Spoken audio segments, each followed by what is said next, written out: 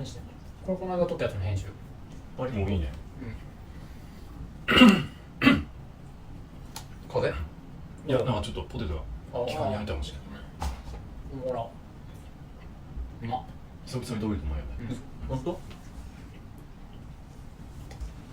あ、美味しい。ね。うん。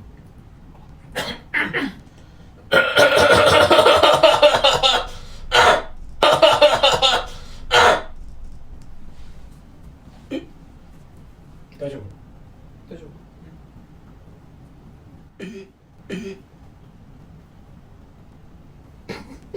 夫？